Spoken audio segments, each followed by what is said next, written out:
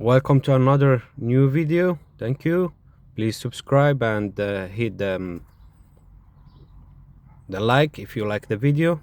So this is a Toyota 2014 Toyota Prius V.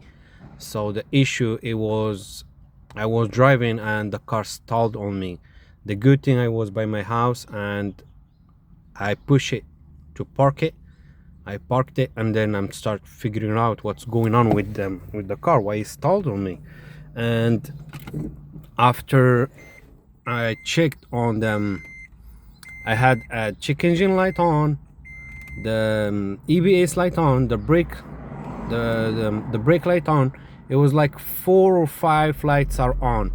So now the car turns on because I figure out what's going on with it.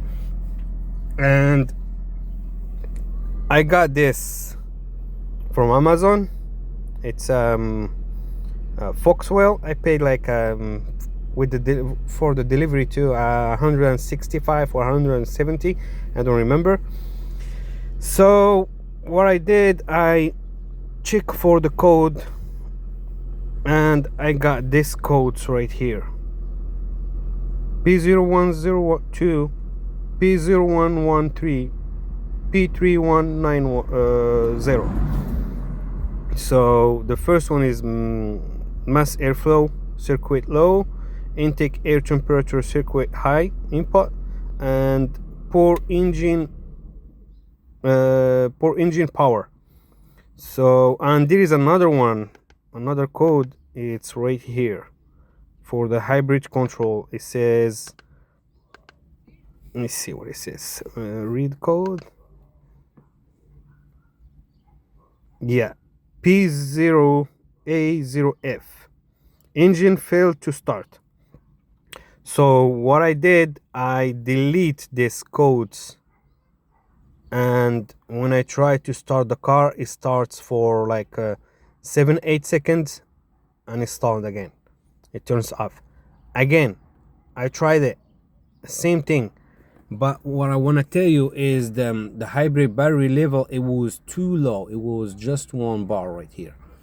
And another thing, for the range, if you can see range here, it's 0. It's like it's telling me the tank, the gasoline tank, it's empty. Even if I have 2 bars right here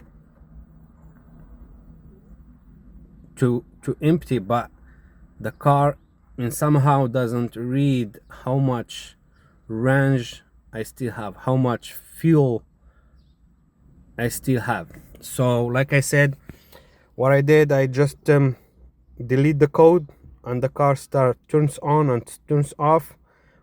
And the next step I did is I went to start with the basic, which is this code right here. The first one. Let me go open the hood and check on it. So this is the air mass flow sensor right here. What I did, I removed the sensor, the connectors. Okay, let me see. Sorry for that. Let's put you here. I don't know if you can see. So here we go, like this. I removed it, I put everything back. When I went to turn on the car, it turns on and it stays, and it starts charging the hybrid battery. So basically, what does that mean? That means this air mass flow sensor, it's bad. Okay, so if you guys didn't work with you, you take off the harness, the connector, and it still do the same. The next step is to disconnect this. Okay, Okay, and you remove all of this.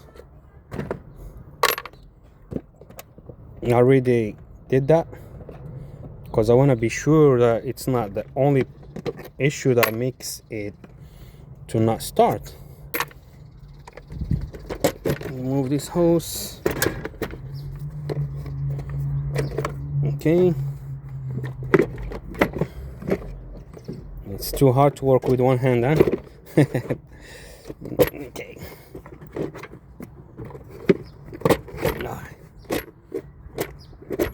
Oh, here's one more. Okay. Oh, there is another one. Oh.